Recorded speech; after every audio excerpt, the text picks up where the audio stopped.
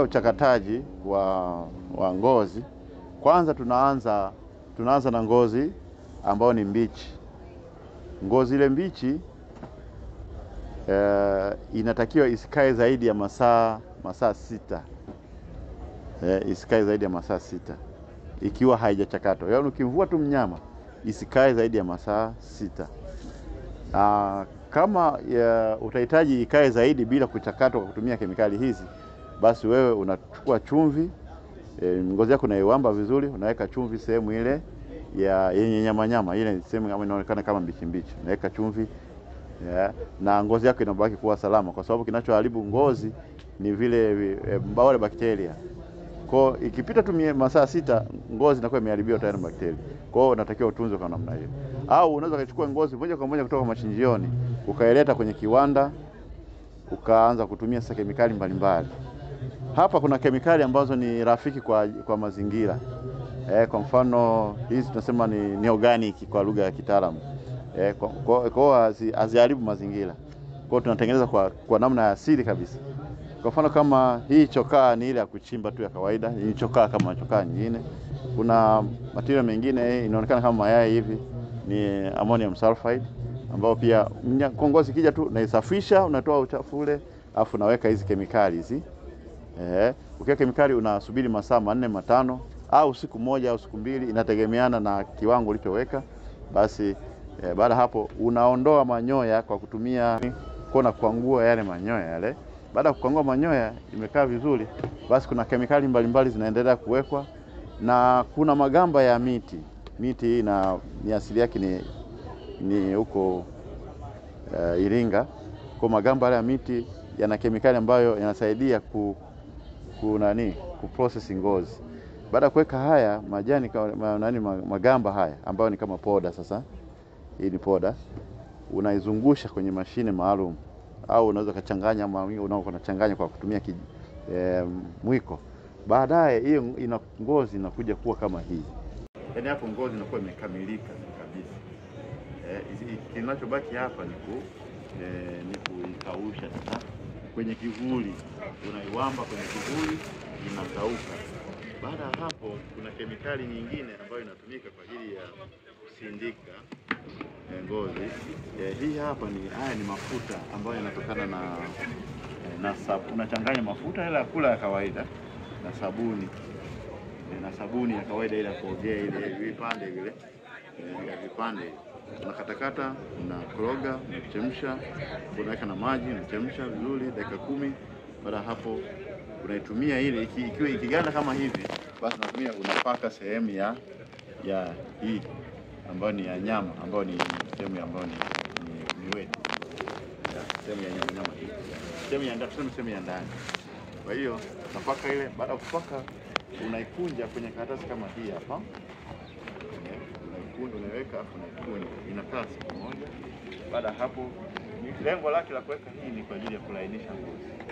Baada hapo ngozi yako inakaushwa. Ikikaushwa kuna kitu kinaitwa msasa. Itapigwa msasa kuondoa manyoya yaliyobaki, lakini pia kuondoa nyama. Sasa kuondoa nyama hizi zilizobaki kuna kuondoa na kutumia msasa kawaida. Kuna msasa mgumu na msasa ambao ni laini ili ya kufanya hivyo. Kwa hiyo ngozi yetu inakuwa namna hii. Baada ya kufanya hayo yote itakuwa namna hii. Na pia baada ya kufanya hivyo kutoa hiyo, tunakata angalau vile vipande ambavyo tunaona kabisa havitatumika. Kwa hiyo tunafanyia trimming. Unaingia labda inchi moja ndani, unafanya hiyo, kufanya hivyo. Kwa hiyo baada ya kufanya hivyo, ngozi utaona itakuwa namna hii. Sasa tunaona ngozi hii imetoboka. Hii ni kwa sababu toboka huku ni kwa sababu wadau wetu ambao wanachuna ngozi katika machinjio hawajaona umuhimu, hawajui umuhimu wa ngozi. Kwa hiyo sisi ndio tunawapa hiyo elimu kwamba jamani, hebu ngozi ni kitu muhimu sana. Kwa fanyeni utaratibu kuitunze vizuri. Sasa kwa bahati mbaya kuna wadau wengine kutoka nje ya nchi nao wanakuja kung'ania hiyo ngozi. Wao wanatumia kwa ajili ya chakula. Wanatoka huko Nigeria. kutoka kwa Nigeria wanakuja na wenyewe wanaweka order ndio mbalimbali. Sasa wao wananunua ngozi yoyote ile ambayo ni mbaya imekatwa na wale ile ambayo imekatwa, ile nzuri na ile mbaya kwa bei kubwa, kwa namna yoyote, kwa bei yoyote. Yaani wewe ni kiwanda cha ndani, hata ukinunua ukisema bei yako, wao wanaweza wakaanzisha kidogo. Kwa kuna namna ambavyo wanafaidi sana kupigana na ngozi. Kwa ndani upatikanaji wa ngozi kwa hiyo kwa sasa hivi unaendelea kuwa mgumu kwa sababu ya competition hiyo ni kubwa. Na hawa wadau wetu wanapata shida hiyo kwa sababu ya elimu, lakini pia ile tamaa ya pesa ya muda.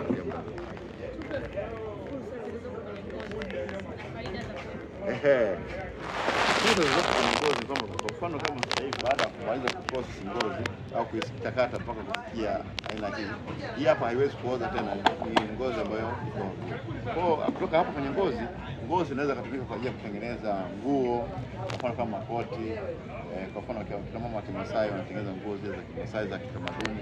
Lakini kutoka kwenye ngozi tunatoa viatu, na viatu sio lazima utengeneze ngozi pekee, unaweza kaongeza na material mengine, kwa mfano kama unaona maulembo kama hivi ya Arusha hivi, ulembo hizi shanga kwa ajili kupendezesha wadada akivaa nguo na nini, viatu kama hivi wanapendeza. Kwa hiyo kuna viatu vya kiume pia, na hivi vitu vyote hivi vinatengenezwa na wanafunzi wetu. Na kuna mikanda ya mbwa, unaona, nayo inaweza kutengenezwa kutokana na ngozi wanayopendeza. Na mkanda pia sio lazima uwe wa mbwa, unaweza kutengeneza pia mkanda wa mtu wa kawaida wa kuvaa, unaona. Lakini pia kuna key holder kwa ajili ya kushikia nguo unapata. Lakini pia kuna hiki cha kwa ajili ya kubania nywele. Kwa mfano kama dada unataka kubana nywele, unaweka nywele zako namna fulani afu unabana. Sawa. Kwa hiyo kuna kama hizo, alafu kuna hereni pia ambazo ziko vizuri kabisa. Na hizo zote zinatengenezwa na wanafunzi wetu. Kuna hereni zinakuhusu. Kwa hiyo kuna vitu kama hivyo. Sasa utaona kadri unavyoongeza thamani ndivyo unavyopata faida. Na ngozi sio lazima tu utengeneze viatu. Hiyo unaweza kupaka rangi kama hiyo, umeona ile pundamilia pale imepakwa rangi. Na ile ngozi ile kama nilivyosema mwanzoni kwamba ile ngozi ikiwa mbichi inauza shilingi 1000. Ukiprocess kuja katika hatua kama hii ni shilingi 10,000 mpaka 12,000. Lakini ukipaka rangi kama hiyo hapo, ikiwa pamoja na manyoya yake inauza shilingi 1,000. Kwa unaona kadri unavyoendelea kuongeza thamani ndivyo ambavyo